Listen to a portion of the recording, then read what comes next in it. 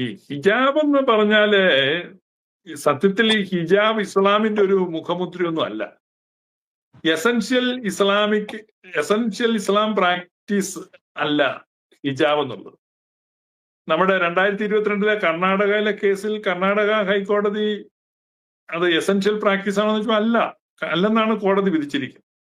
Supreme കോടതി പിന്നീട് appeal പോകുമ്പോൾ സുപ്രീം കോടതിയിലെ ഒരു ജഡ്ജി അത് അല്ലെന്ന് വിധിച്ചെങ്കിലും മറ്റേ ജഡ്ജി സംശയം പ്രകടിപ്പിച്ചിട്ടുണ്ട്. എനിക്കൊന്ന് സുശാന്താന്ന് തോന്നുന്നു സംശയം പ്രകടിപ്പിച്ചത്. അതുകൊണ്ട് ഇപ്പൊ സുപ്രീം കോടതിയുടെ വലിയ ബെഞ്ച് അതിനെ വാദം കേൾക്കാനിരിക്കുകയാണ്. അപ്പൊ അതിന്റെ വിധി വരും.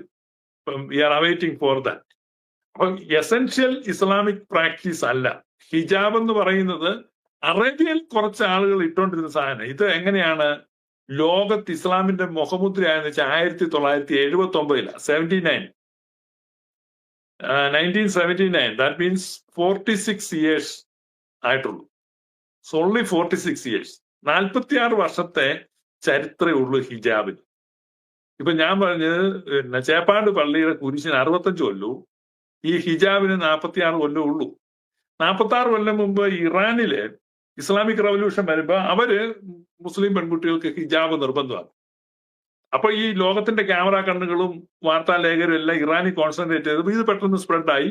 അപ്പൊ സമാന മനസ്സിലായി ലോകവ്യാപകമായിട്ട് മുസ്ലിങ്ങൾ അർബൻ പോപ്പുലേഷനിടെ പോലും ഇത് കൊള്ളാം, ഇത് വേണം.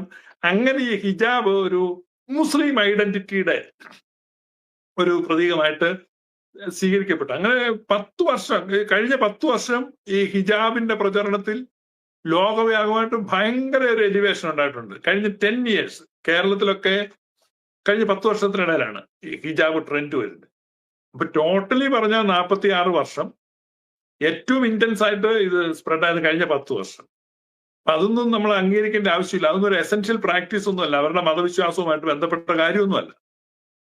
അതാണ് എന്റെ ചരിത്രം. പിന്നെ ഇപ്പൊ നിങ്ങൾ പറഞ്ഞാൽ 65 വർഷം മുമ്പത്തെ കുരിശ് 1100 വർഷമാണെന്നൊക്കെ പറഞ്ഞ് സാജുൽ പാഷ പോലുള്ളവർ പറയുമ്പം ഹിജാബ് എന്ന് പറഞ്ഞു കഴിഞ്ഞാൽ അങ്ങ് ഇസ്ലാമിന്റെ അടിസ്ഥാനമാണെന്ന് ഒരിക്കലും. ഹിജാബിന്റെ ഒരു ചരിത്രം എന്താണ്? അല്ലെ, ഹിജാബിന്റെ ചരിത്രം എന്ന് പറഞ്ഞാൽ അത് അറേബ്യയിലെ സംസ്കാരവുമായിട്ട് ബന്ധപ്പെട്ടതാണ്. അപ്പൊ കൾച്ചറൽ മുസ്ലിമാണ്. അറബിക് മുസ്ലിങ്ങൾക്ക് ഹിജാബ് ധരിക്കാതെ അവരുടെ കൾച്ചറാണ്. അതൊരിക്കലും അവരുടെ റിലീജിയസ് പ്രാക്ടീസ് ആണ്. റിലീജിയനും കൾച്ചറും രണ്ടാണ്. ഇപ്പൊ ഉദാഹരണം പറഞ്ഞാൽ സൗദി അറേബ്യയിൽ നിന്ന് ക്രിസ്ത്യാനികളായിട്ടുള്ള ഒത്തിരി അറബികളുണ്ട്. അവരെല്ലാം ഈ കുപ്പായം തലപ്പാവും ഒക്കെ വെച്ച് അവരാ തുണി മാറ്റുന്നില്ല. പെന്റകോസ്റ്റ് ചേരുന്നതിനെ മാറ്റിച്ചാനെ.